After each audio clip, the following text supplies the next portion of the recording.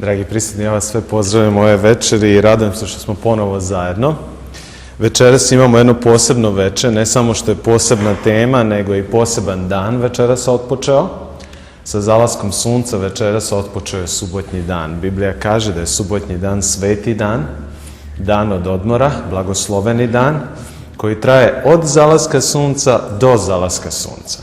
Ako pogledate napolje, vidjet ćete da je sunce verovatno već zašlo i da su počeli sveti trenuci po učenju Biblije. Ti sveti trenuci subotnjeg dana se posvećuju najpre Bogu, ali i bogosluženju i crkvi i hvala Bogu što smo ovdje zajedno i što ćemo sutra biti zajedno na, mogli bismo reći, najvećem obredu u hrišćanskoj crkvi, a to je obred krštenja i tome se radujemo.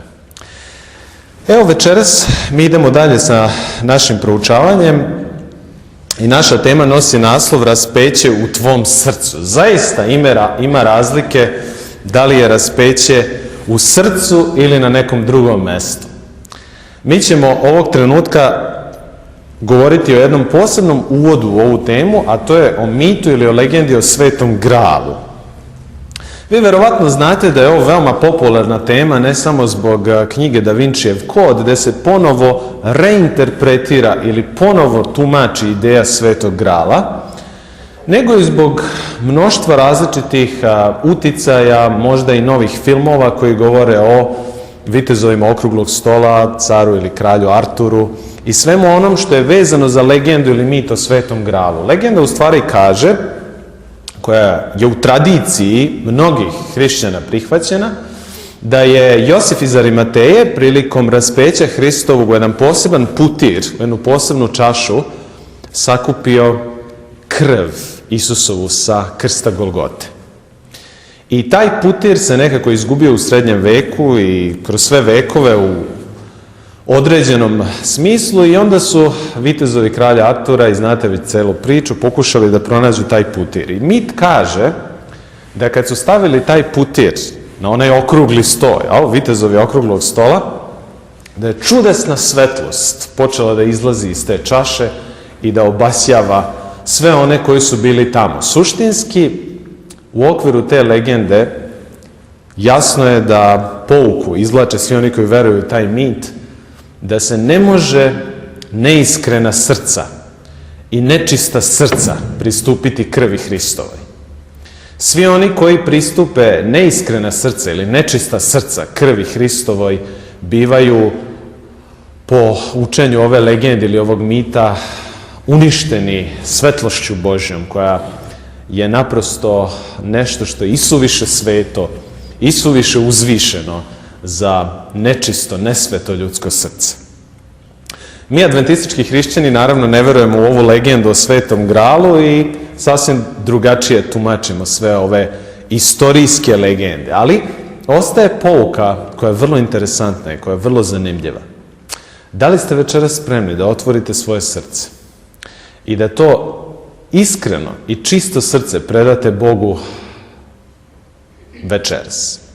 Jer večeras govorimo o najsvetijoj temi o kojoj se može govoriti u Bibliji, a to je o raspeću Gospoda Isusa Hrista i o smislu i o značenju njegove prolivene krvi. Ako smo spremni za taj put i ako je naše srce čisto i iskreno, onda možemo krenuti dalje u naše istraživanje Biblije. U Bibliji, u Lukinom evanđelju kaže da je Isus bio doveden pred Pilata. Sva 4 evanđelista na poseban način tumače ove događaje. Evanđelista Luka je zapisao da u 23. poglavlju, 1. i 2. stihu piše u stvari opis ove scene: i ustavši njih sve mnoštvo, odvedoše ga Pilatu.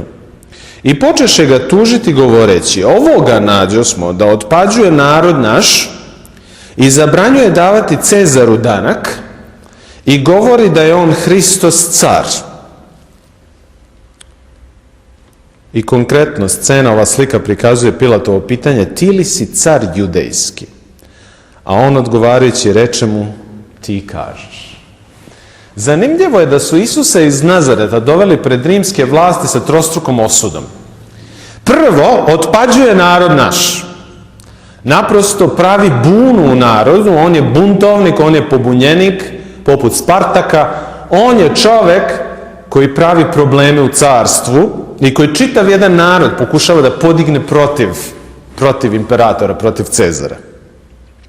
Drugo, zabranjuje davati Cezaru danak. Dakle, takse, poreze, vi znate da je Rimska imperija bila veoma, veoma osetljiva na to. Za sve one koji su pokušavali da šire tu ideju, bili su veoma strogo kažnjavani. I konačno govori da je on Hristos, car. A u Rimskoj imperiji postoji samo jedan car, postoji samo jedan vladar. Prema tome nema prostora za dva cara, nema prostora za dva vladara. Ovo su najteže moguće optužbe koje jedno rimsko uho moglo da čuje. I Pilat, kao predstavnik te rimske vladavine i rimske imperije, hoće da proveri sve ovo, jako mu je prilikom samog viđenja osuđenika već sasvim jasno o čemu se radi, on ipak postavlja pitanje, a jesi li ti stvarno car judejski? I kada mu Isus odgovorio da jeste, Pilatova reakcija je veoma zanimljiva. Ja ne nalazim nikakve krivice na ovom čovjeku. A oni navaljivahu govoreći, pa on buni ljude, učeći po svoju ideji, počevši od Galileje dovde. Interesantna je reakcija Pontija Pilata. Znajući da je predan iz zavisti, znajući da je predan iz ljubomore, znajući da od svih onih osuda koje jevrejski glavari, jevrejske starešine upućuju na ime Isusa, on kaže, ja ne nalazim nikakve krivice. I kad čitate 23. poglavlje Lukinog evanđelja, shvatate da ni manje ni više nego 3 puta se ponavljaju Pilatove reči. Ja ne nalazim, ja, predstavnik Rimske imperije, najviše vlasti koja postoji na zemlji, ja ne nalazim nikakve krivice na ovom čovjeku. Zašto je Bog dopustio da Pilat ovako reaguje? Zašto je uopšte to zapisano u evanđeljima? Vi znate da je Isus tvrdio da mora biti razapet. Ali u ovom trenutku izgleda kao da će plan da propadne.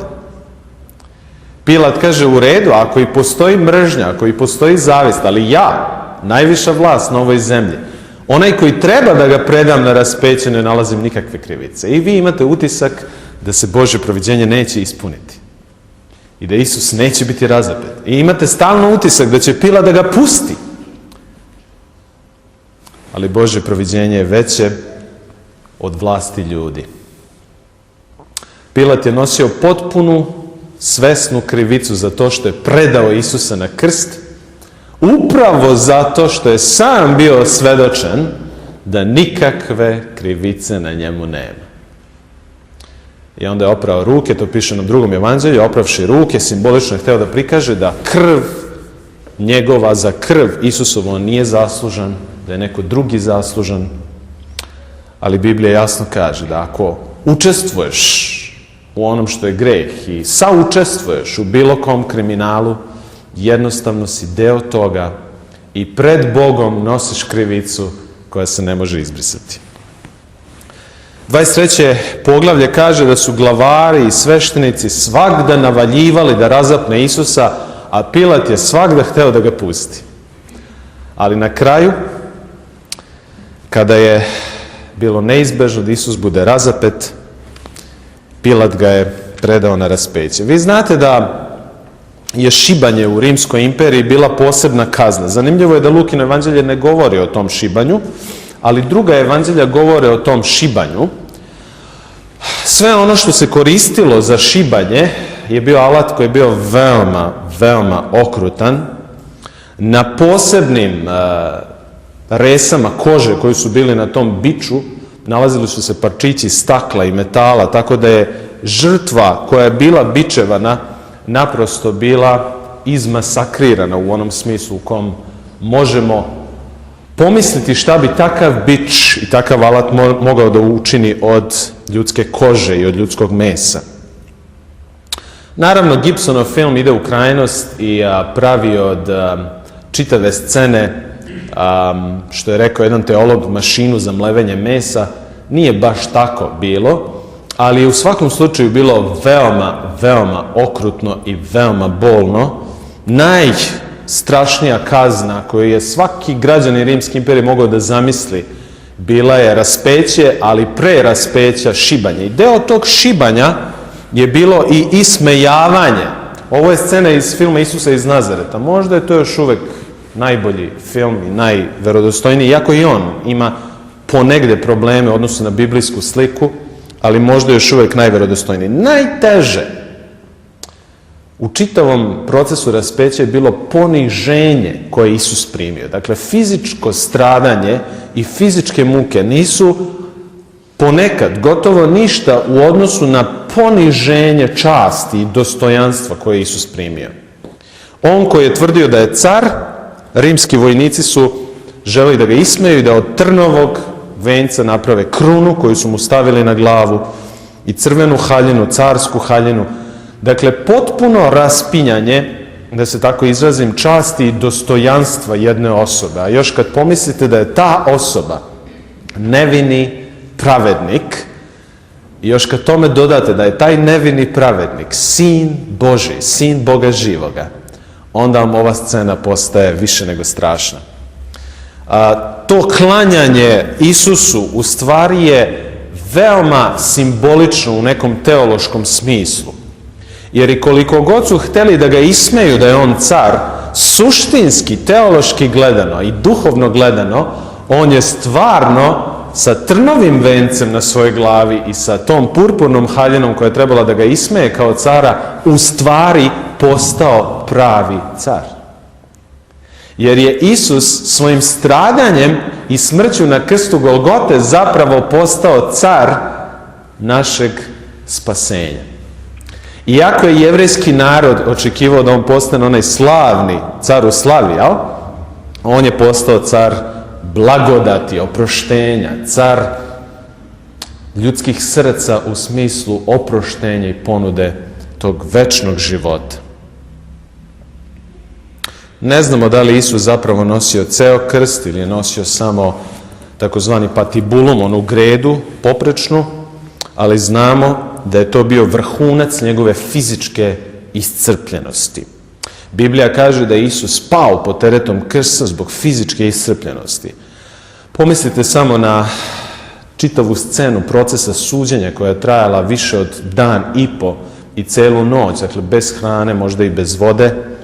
I u trenutku kada je ljudski organizam trebalo da iznese taj krst, koji nije bio blizu od mesta suđenja do brda Golgote, jednostavno je ljudska priroda posustala i Biblija kaže da je Isus pao pod teretom krsta, tako da su rimski vojnici pozvali jednu drugu osobu, Simona iz Kirine, za koga se možda pretpostavlja da je bio crne puti, da je bio crnac, zato što je Kirina jedno afričko područje, koji je nosio umesto Isusa krst za njega. Veoma interesantno, ali Simon iz Kirine verovatno tada nije razumeo duboki smisao onog što on čini za Isusa. Verovatno je kasnije, razmišljajući o celoj toj sceni i o svemu onom što se dešavalo, shvatio, hej, nositi krst, pa to je suština hrišćanstva. A ja sam ga doslovno nosio, i to doslovno Hristov krst. Imao je Simon iz Kirina o čemu da razmišljam.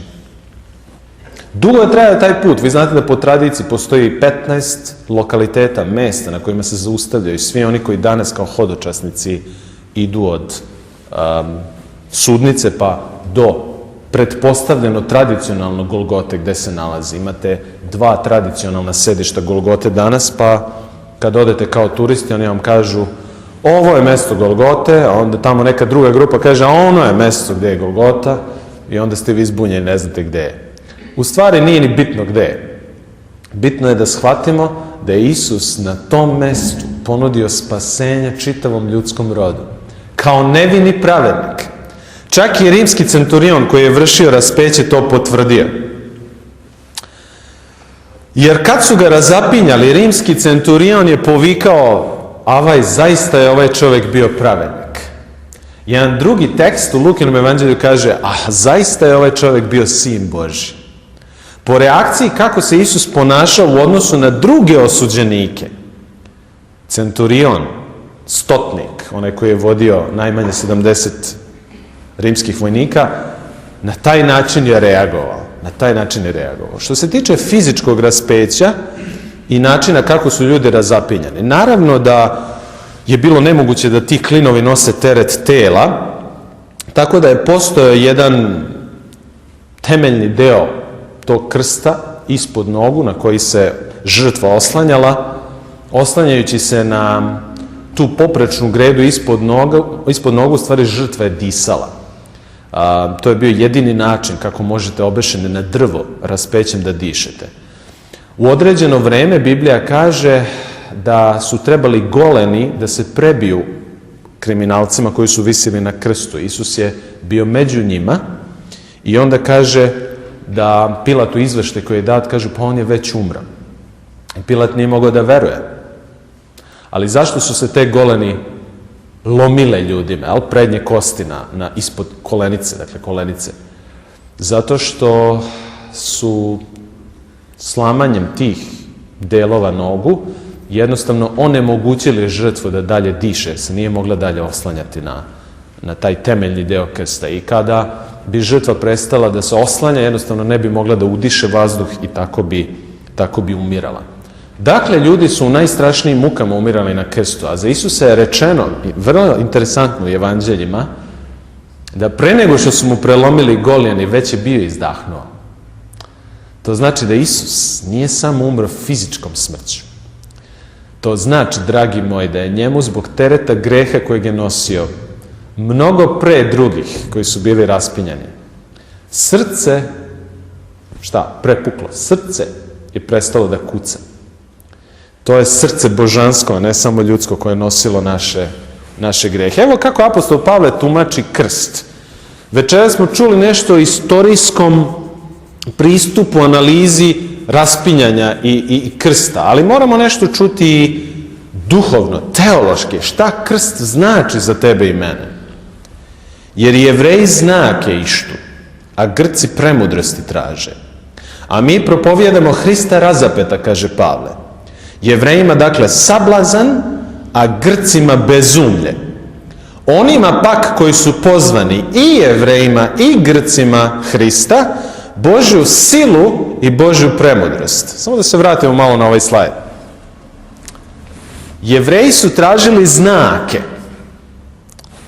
Za Jevreje raspeti Isus iz Nazareta.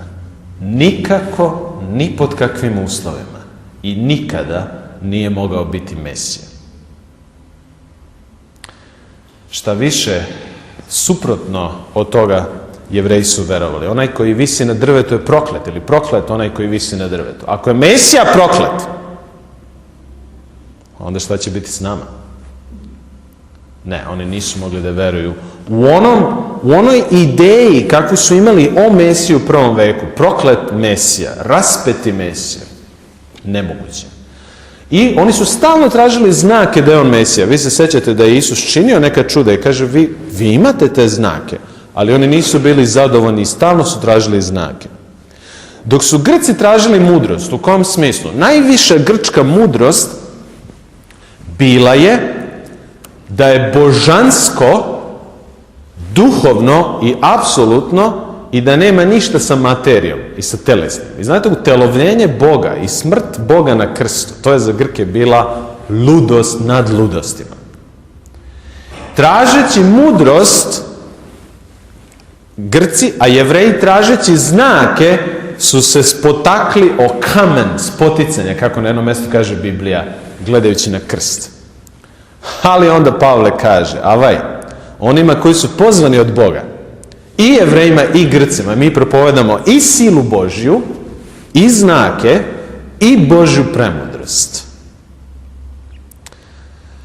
Šta je rekao Cicero, rimski filozof i govornik o krstu? Nek sama pomisao na krst bude daleko od rimskih građana. Neka krst bude daleko ne samo od rimskih tijela, nego i od rimskih misli, očiju, ušiju. Interesantno, kako su rimski učitelji gledali na smrt na krstu. To je bilo toliko strašno poniženje i toliko strašno odbacivanje od strane društva, ljudi pa i od Boga, da je Ciceron govorio ne, neka bude što dalje ikakva misao o krstu. Kakav je to kontrast u odnosu na ono što Pavle kaže, a ja Bože sačuvaj da se čim drugim hvali, sem krstom Gospoda moga Isusa Hrista, kojega radi razape se meni svijet i ja svijetu. Koji je to kontrast u odnosu na ono što Ciceron tvrdi. I evo, kad dođoše na mjesto koje se zove Košturnica, ondje razapeše njega i zločinci, jednoga s desne strane, a drugog s lijeve. Ovo doslovno piše u Lukinom evanđelju i izraz Golgota u stvari je aramejski izraz koji znači košturnica. Prema tome tu su verovatno već postojali nekakvi ostaci ljudskih kostiju ili grobova koji su postojali od pre i svi su prezirali to mesto. Na tom mestu, dragi moji, zapamtimo to, najsramnijem mestu, između najsramnijih ljudi, zločinaca, raspet je onaj koji je sin Božji, koji je nevini pravednik. Naravno, duboki smisao toga da je Isus raspet usred greha ovoga sveta. I to da je raspet usred greha pokazuje da je postao nosilac greha, ali o tome ćemo malo kasnije. Evo onoga što sam vam sinoć ili preksinoć govorio o tome što je šokiralo mog prijatelja koji nije hrišćanin. A Isus govoraše, Oče, oprosti im, jer ne znadu šta čine.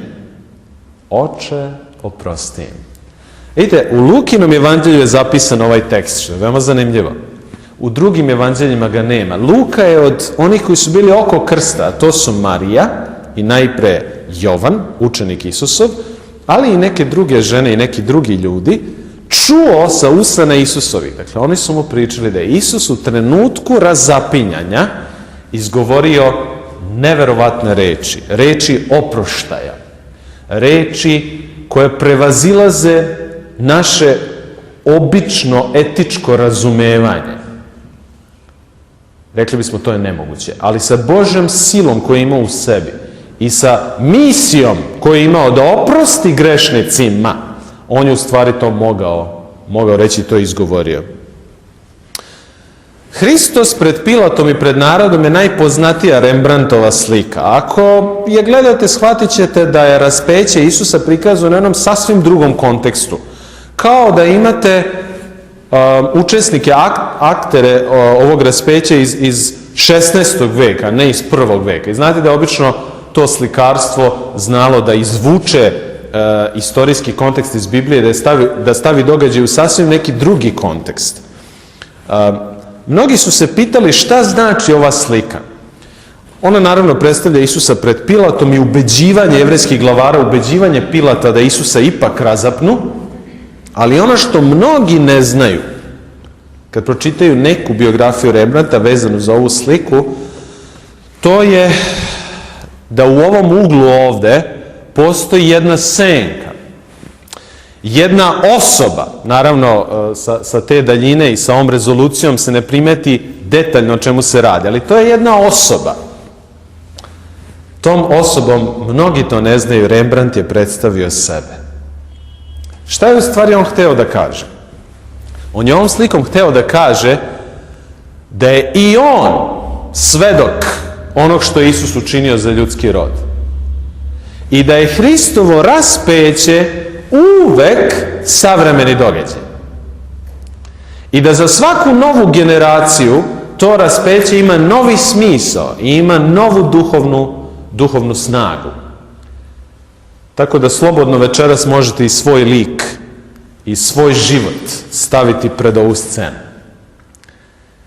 I kad svoj život uporedimo sa onim što je Isus kao ličnost i sa onim što je Isus učinio, onda nas je velika sramota što uopšte pripadamo ljudskom rodu. Jer je ljudski rod zaslužan za smrt Sina Božjeg, a mi smo deo tog roda. nezavisno koje smo nacije, koje boje kože, koje rase, nezavisno kog obrazovanja, mi smo svi doprineli da on tako strašno strada i tako strašno umre. Pogledajte ovu scenu, ovo je isto u Lukinom evanđelju. Jedan od obješenih zločinaca huljaše na njega govoreći: ako si ti Hristos, pomozi sebi i nama. A drugi odgovarajući šutkaše ga i govoraše: zar se ti ne bojiš Boga, kad si i sam osuđen tako? I mi smo još pravedno osuđeni, jer primamo po svojim djelima, kao što smo zaslužili. Ali on nikakva zla nije učinio. I reče Isusu: opomeni me se, Gospode, kad dođeš u carstvo svoje. I reče mu Isus: zaista ti kažem, danas ćeš biti sa mnom u raju. Scena koja pokazuje koliko je Isus bio spreman da oprašta ljudima, koliko je njegova misija bila misija praštanja, čak i u trenutku kada je sam razapet na krstu i kada bi po svim normalnim okolnostima i po svakom normalnom viđenju trebalo prvenstveno da misli na sebe. Ne, on još uvek, to je Isus. I u najtežim okolnostima misli na drugoga. A taj drugi je jedan jadnik, jedan bednik, jedan ubica, jedan kriminalac, buntovnik protiv Rimske imperije koji je upao u tu prevaru zato što su ga drugi prevarili, kao što je to i danas, mnogi prevareni upadnu u ko zna kakvo društvo, ali na kraju shvatio je, kroz celu scenu raspeća, shvatio je ko je Isus. Da je on Gospod, da je on više od običnog pravednika.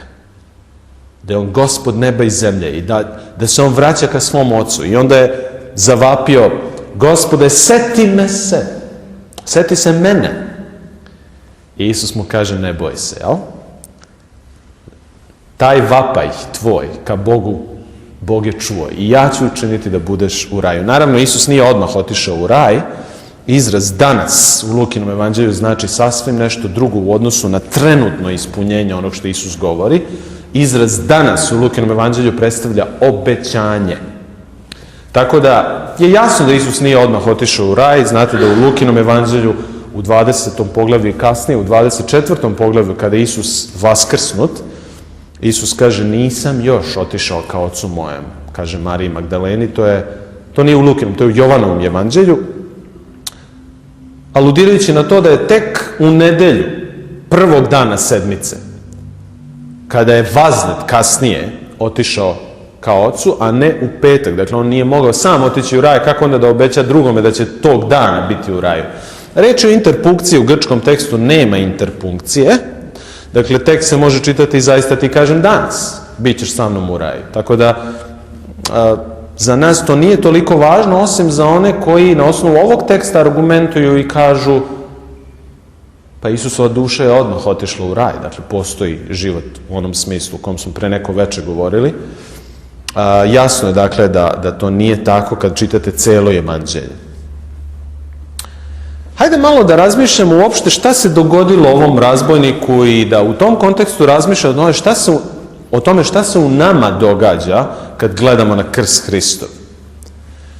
Jer ste blagodaću spaseni kroz vjeru. I to nije od vas, dar je Božji, kaže apostol Pavle. Ne od djela, da se niko ne pohvali. Dobro, kakva dobra djela ima ovaj razbojnik, pa da Bog na neki način prihvati to što je on učinio za Boga? Pa on je imao samo zla djela. Možda je nekad u mladosti počeo i želeo da bude moralan čovjek, ali kasnije je gomilao toliko zlih dijela da za njega nije bilo nikakve nade. Znate, ima i danas ljudi koji kažu: a nema više nade za mene. Ja sam toliko grešio, toliko grešila da nema više nade za mene. Jeste čuli nekad ljudi kad to kažu? Nažalost, rekao bih na veliku žalost, ne poznaju jednu važnu istinu, a to je da se u stvari niko ni ne može spasiti dobrim djelima, čak i kad bi hteo. Dobrim djelima se ne možemo spasti zato što smo po prirodi grešnici. Zamislite da ja imam 100 dobrih djela, recimo na broju. Šta god da je to, milostinja, molitva, davanje siromašnima, revnost u službi za Boga, šta god da je to. I sad kažem Bogu, Bože, na osnovu tih dobrih djela u životu koje sam učinio ili učinila, spasi me, povedi me u svoje carstvo. Ali onda će Bog da kaže, Aleksandre, ali osim tih 100 dobrih djela, imam popriličan broj i onih drugih. Šta ćemo s njima? Šta ćemo s njima? Prema tome, ja ne mogu moja dobra djela da ponudim Bogu i da kažem, Bože, pokrij njima ona zla djela koja sam činio, iz prostog razloga što zla djela osuđuju mene za večnost. Plata za greh je smrt, večna smrt. I zato je došla zamena. A zamena je Isus. I zato Pavle kaže, ne od djela, nego vjerom u zamenu se spasavamo. I kaže Pavle, a to je dar Božji. Biblija kaže da su svi znanci Isusa stajali izdaleka. Odjednom su postali veliki heroji, da su morali da stoje prilično izdaleka. Svi su ga izdali, svi su ga napustili. Skoro da nije bilo čoveka koji ga je podržavao u tom trenutku, ali Bog je poslao nekog. Kažu da je postojao neki Josif iz Arimateje, čovjek dobar i pravedan, koji je pristupio k Pilatu koji je zaista kao tijelo Isusovo. Vidite, u ono vreme kada je žrtva umrla na krstu, neko je morao da preuzme tijelo. Onaj čovjek koji bi preuzeo tijelo Isusovo, automatski bi od Rimske imperije bio proglašen za njegovog učenika. Logično, zar ne? Učenici nisu tražili tijelo. Njih nigde nema, ona 12-torica. Oni su u strahu od rimskih vojnika u gornjoj sobi, zaključani, čekali razvoj događaja. Ali Josif iz Arimateje, čovjek pravedan i pobožan, čovjek hrabar i duhovan, dolazi kod Pilata i traži tijelo i svrstava sebe u učenike Hristove. To je bilo veoma opasno i veoma, veoma ozbiljno. Da li smo mi spremni da kao Josif iz Arimateje istupimo i bez obzira na represije, bez obzira na probleme u našoj familiji, u kulturi u kojoj živimo, u gradu, u mestu, kažemo, ja jesam učenik Hristov. Ja hoću javno to da potvrdim. Da li smo mi spremni na to? Ili još uvijek oklevamo?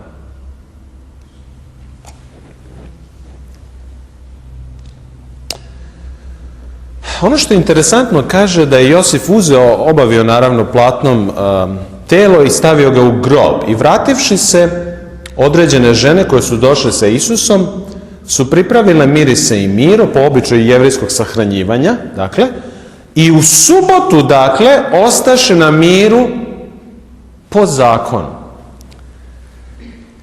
Luka 23, 49 do 56. Zapazite šta Luka evanđelista kaže. U koji dan su žene ostale na miru po zakonu? Dan od odmora, sveti subotnji dan. Evo te šeme. U petak Isus je raspet na krstu Golgote. U nedjelju on je vaskrsnuo iz mrtvih, jer znamo da je vaskrsnuo u prvi dan sedmice, a prvi dan sedmice je nedjelja. A koji je onda dan između? To je onaj 7. sveti i blagosloveni dan, koji je Bog još od početka Svetog pisma odvojio za odmor i za mir. I zato Biblija kaže da je u taj dan i Isus, dragi moji, odmarao u grobu. Isus je mogao da ustane u subotu, naravno. On je mogao da ustane odmah sljedeće jutro. Ali Isus nije ustao iz mrtvih sve do nedjelje ujutro. Da li ste se ikad pitali zašto? Zato što je počinuo u 7. dan i počivao u počinku subotnjem po zapovijesti Božje. Veoma zanimljivo. i veoma interesantno, ali Biblija to zapisuje. Ajde malo da vidimo još večeras, i sa tim ćemo i završiti predavanje, teologija raspeća iz spisa apostola Pavla i Petra. Šta još o duhovnom smislu raspeća možemo večeras naučiti? Sjećate se kad je Isus krštavan na reci Jordanu, kada je otpočela njegova misija, šta je Jovan konkretno rekao za Isusa? Ko je on? Gle, jagnje Božje koje uze na se, šta? Grijehe sveta. To da je Isus uzeo na se grijehe sveta podrazumeva jedan teološki veoma važnu istinu. A to je da je Isus zamjena za tvoj i moj grijeh. Da plata za grijeh je smrt, a Isus je morao kao jagnje Božje simbolično da bude zaklan, odnosno usmrćen za tvoj i moj grijeh. Evo šta Pavle dalje kaže, veoma moćan tekst. U 1. Korinćanima, piše 1. nije, to je greška, u 2. Korinćanima 5.19. Jer Bog biješe u Hristu, ko je bio u Hristu? Bog, vidite. I svijet pomiri sa sobom, ne primivši im grijeha njihovih, ne primivši im grijeha i metnuvši u nas riječ pomirenja. Tako smo mi poslani mjesto Hrista, kao da Bog govori kroz nas. Molimo vas u ime Hristovo pomirite se s Bogom. I sad ovaj ključna rečenica na kraju. Jer onoga koji ne znadjaše grijeha, nas radi, učini grijehom, da mi budemo pravda Božja u njemu. Evo te zamene, teologije zamene. On koji nije znao grijeha, postao je nosilac našeg grijeha, da bi mi koji smo grešni mogli da budemo pravedni. Njegovi gresi, moji gresi u stvari njemu kao pravedniku, a njegova pravda meni kao grešniku. I znate, ima teologa koji kažu, hej, pa ovo nije pravedno. Kako može nevini u Božjem poretku morala, Božjem moralnom poretku u svemiru, kako može nevini da preuzme krivicu drugoga? To na zemaljskom sudu nigde ne vidim. Ne mogu ja da stradam za bilo koga. Ali Božji standardi, Božje merilo spasenja su sasvim drugačije od zemaljskih. Prema tome, mi vjerom prihvatamo, to je aspekt vere, da je on zaista to učinio za nas. Ili Petar šta kaže? Ajde malo tog Petra da spomenemo, apostola. Jer ste na to i pozvani, jer i Hristos postrada za nas i nama ostavi ugled da idemo njegovim tragom. I sad ono što je ključno. Koji grijeha ne učini, niti se nađe prijevar u ustima njegovim, koji ne psova kad ga psovaše, ne prijeti kad strada, nego se oslanjaše na onoga koji pravo sudi. I evo te teologije zamene. Koji grijehe naše sam iznese na tijelu svojemu na drvo, da za grijehe umremo i za pravdu živimo. Kojega se ranom iscijeliste, jer bijaste kao izgubljene ovce, kaže Petar, koje nemaju pastira, no sad se obratiste k pastiru i vladici duša svojih. Kakav snažan tekst biblijski. Ovaj biblijski tekst u stvari hoće da kaže da kada mi prihvatimo da je on na telu svome izneo naše grehe na drvo i da je on postao zamena za moj greh i za moju smrt, tada sam našao svog pastira. Tada, kaže Petar, sam našao vladiku i vladara svoje duše i vratio sam se, da se tako izrazimo, domu svom.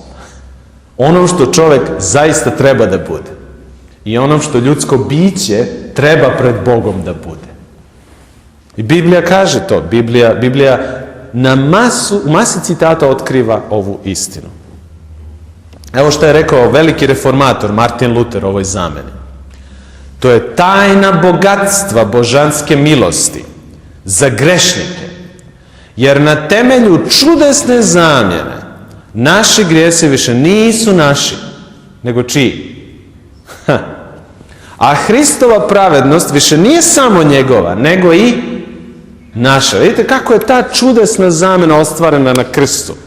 Bez te zamene, dragi moji, spasenja nema. Spasenje je nemoguće. I nešto ću vam reći. Martin Luther je bio osnivač reformacije ili protestantizma. Ovo je stvorilo protestantizam, ova istina. Vi ćete reći, a kako je ova istina stvorila protestantizam? Zato što je u srednjem vijeku zaslugom dobrih dijela, ljudi su to nudili, čovek se mogao, ili je ponuda dobrih dijela bila spasenje. Pa ste onda imali riznicu dobrih dijela, naravno vi ih nemate, ali ih imaju sveci i na osnovu dobrih dijela svetaca vi se spasavate. To je za Lutera bila jeres, apsurd. Najgora jeres koja je ikada bila prisutna u istoriji, bila u srednjem veku, da se čovjek može spasiti svojim dobrim dijelima ili kupljenim dobrim dijelima. Luter je jasno naglašavao, samo Hristova pravednost, prihvaćena vjerom, može spasiti čovjeka. Ništa drugo. Ništa drugo. I zato ovdje kažu u Jevrejima 2.14 šta je Isus još učinio za čovjeka, što je za nas jako važno. Budući pak da djeca imaju tijelo i krv, tako i on uze dijelu tome, da smrću satre onoga koji ima državu smrti, to jest đavola. Njegova smrt na krstu nije bila samo preuzimanje naših grijeha. Njegova smrt na krstu je bila pobedonosni poklič protiv sila tame i sila zla. I zato je Isus na kraju svog života na krstu rekao, svršeno je. A šta je to svršeno? Svršen je kosmički sukob između sila dobra koja predstavlja Bog u Hristu i sila zla koja predstavlja Sotona. I to je također jedna dimenzija krsta koju nikako ne smijemo zaboraviti. Jer Sotona je toliko mrzeo Hrista da je naprosto želeo da ga usmrti. Ali Avaj, kaže jedan teolog, uhvatio se na udicu. Usmrtivši Hrista, on je smatrao da je stvar gotova i da je pobedio. A onda, Božjim proviđenjem, je odlučeno u stvari da je Sotona usmrćen tim aktom usmrćivanja Hrista. Tako da je Sotona u stvari sam sebi iskopao jamu propasti ili grob. I njegov kraj je na krstu došao. Naravno, Sotona još uvek postoji, još uvek deluje, još uvek vara ljude, još uvek deluje na ljudska srca, ali on je pobeđeni neprijatelj. On je pobeđeni neprijatelj. To vam je otprilike kao ona istorijska scena vezana za iskrcavanje na Normandiju i konačnu pobedu od strane saveznika nad nacističkim režimom. Vi znate da se onaj dan iskrcavanja na Normandiju 6. juna 1944. zove D-Day. Na engleskom to znači defeat, dakle dan poraza. A onaj dan koji je došao godinu dana nakon svih borbi u Evropi, kada je konačno Berlin bio potučen, zove se V-Day, koji na engleskom kaže Victory Day ili dan pobede. I razlika između ta dva dana je bila punih godinu i po dana. Neizvesno, ali ipak izvesno. Neizvesno, ali ipak izvesno. Zašto? Zato što je nacistički režim znao da iskrcavanjem na Normandiju definitivno je došao kraj. Ono je bio samo epilog borbe onih godinu i po dana. A taj epilog borbe tih godinu i po dana u stvari predstavlja istorija ljudskog roda od krsta pa na ovamo. Sve je već završeno.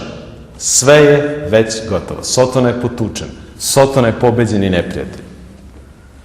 Zato Isus kaže da kad on bude podignut od zemlje, da će sve privući k sebi, ali pre toga kaže da je knez ovoga sveta, to je Soton ili đavo, istjera napolje. Nema više pristupa onima koji žele da mu služe. Također Biblija kaže da je Isus umro na krstu zato što se Božja ljubav u celosti otkrila čoveku. I onda kaže Jovan, pročitat ću ovaj dole deo, ljubazni, kad je ovako Bog pokazao ljubav k nama i mi smo dužni ljubiti jedan drugoga. Vidite koliko je to važna istina o ljubavi. Biblija kaže da naša međusobna ljubav u stvari pokazuje koliko mi volimo Boga. Koliko mi zaista volimo Boga. I evo, zašto je ta ljubav velika? Potom poznasmo ljubav, što on za nas dušu svoju položi, kaže apostol Jovan. I mi smo dužni polagati duše za braću.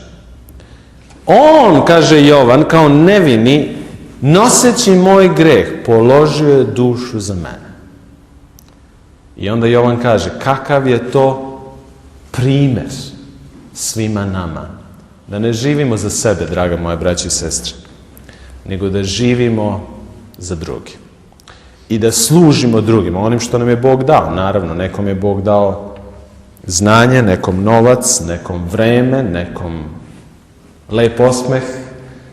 Bog nam je dao darove kojima treba da služimo drugome. I to je ljubav. I evo, večeras je vreme da još jednom razmislimo o tome i o našoj odluci za onoga koji umre za nas. Biblija kaže da nema većeg događaja u istoriji ljudskog roda od raspeća. Zato što Biblija kaže da su svi sagrešili i izgubili su slavu Božju. I jedini način da se vratimo je kroz krv Isusa Hrista. Ovaj tekst kaže otkupom. On je kupio nas krvlju svojom. I večeras, dragi moji, on je tu, prisutan, da nas ponovo pozove da svoj život predamo njemu u ruke. Ja verujem da ste osjetili posljedice teškog tereta greha u životu. Te posljedice, Biblija kaže da su pre svega nemir, krivica, teret krivice koje nosimo. I možda ste u životu mislili, gde ću taj teret da spustim? Kome ću taj teret krivice za svoje grehe i za svoja učinjena zla u životu? Kome ću da predam? Evo, večeras je tu on. Čeka nas i poziva nas da teret naših greha i teret naše krivice ostavimo tu kod krsta Golgote, u simboličnom smislu, tu kod krsta, jer sam rekao da je raspeće uvek savremeni događaj. I jednom, kada iskusimo da nam on oprašta grijehe i da nas on toliko voli, da želi da se očistimo od greha i da počnemo novi život, onda zaista počinje jedan novi početak u životu. A taj novi početak je početak bez krivice. Kaže, on je moje grehe izneo na drvo. Ja sam opravdan pred Bogom, stojim nevin kao da nikada nisam sagrešio. To je ta čudesna zamena. I on je večeras tu i nudi nam tu zamenu. Nudi nam sebe kao zamenu. Ja znam da mnogi od vas se i večeras borite sa tom odlukom. Bog je tu da nam pomogne da svoju dušu predamo njemu. Jer onog trenutka kad se predamo njemu, čitava naša prošlost biva izbrisana. Biva zaboravljena. Biblija kaže da Bog grehe baca na dubine morske, da ih nikad odande ne izvlači. Da gleda čoveka sasvim čistog i sasvim pravednog kroz Isusa Hrista. Bog gleda nas kroz Isusa, a ne onakvi kakvi smo stvarno. Samo zato što vjerujemo. A, dragi moji, to je poziv i da mi na Boga gledamo jedino kroz Isusa. I jedino kroz Isusa ga možemo upoznati na pravilan način. Ja znam da se i večeras mnogi od vas borite sa tom odlukom. Da li da svoj život predam njemu ili ne? Dragi moji, isplati se. Višestruko se isplati. Zato što on donosi mir koji niko i nigde ne može doneti na ovom svetu. I on donosi ljubav u vaš život i u život vaše porodice. I on donosi vaskrsenje u vašem poslu, u vašem pristupu drugim ljudima, u svemu. I on nas i večeras poziva da predamo svoj život njemu. A ako istinski želimo javno da pokažemo da smo umrli grehu i da se rodio novi čovek u nama i da sam ostavio teret ili ostavila teret krivice tu kod krsta Golgote, onda je tu obred krštenja. Uronjavanje u vodu, gde se simbolički čovek krštava u smrt Hristovu. A ono ustajanje podrazumeva ili predstavlja novi život na koji nas Isus i večeras poziva. I zato vas, dragi moji, pozivam da vaš život predate Gospodu Isusu Hristu. A jednom kad svoj život predate njemu, javno posvedočite, kao Josif iz Arimateje, ja sam učenik Hristov, ja želim da idem za njim. Mi se ne krštamo u ljudsku organizaciju. Mi se krštavamo u telo Hristovo, kaže Biblija.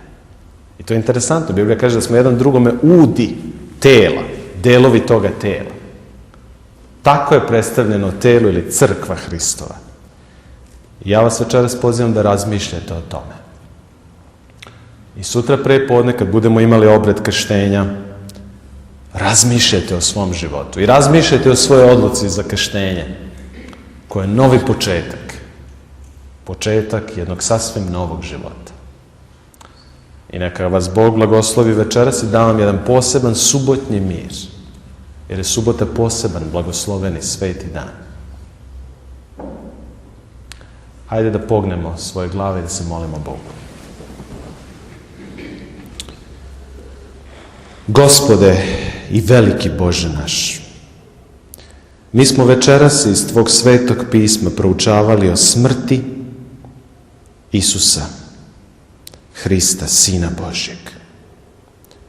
Bože, hvala Ti što si poslao svog Sina da umre umesto nas i za nas kao veličanstvena zamena. On je uzeo naše grehe na sebe i izneo ih na drvo, a svoju pravdu nudi nama. O Bože, Ti poznaješ naš život. I znaš koliko nam je teško u životu bilo kad smo grešili. Ali Te večeras molimo da taj teret krivice Ti preuzmeš. Preuzmi ga, Gospode, sebe radi i svoje ljubavi radi i pomozi da doživimo istinsku promenu večeras. Neka Tvoj silni duh, duh Hristov, deluje na naš um, na naše srce, da možemo krenuti novim životom. I pomozi nam, Gospode Isuse, da donesemo tu veliku odluku da Tebe sledimo i javnim prikazom našeg svedočanstva kroz obred krštenja, znajući da se ne krštamo ni u jednu ljudsku organizaciju, nego u Tvoje raspeto telo, Gospode Isuse. Hvala Ti što ćeš nas Ti pozvati i voditi i blagosiljati nas i naše porodice. I daj nam taj mir večeras, subotnji mir, za nas i naše porodice. To Te molimo, veliki Bože i Oče naš, u ime Gospoda Isusa Hrista. Amen.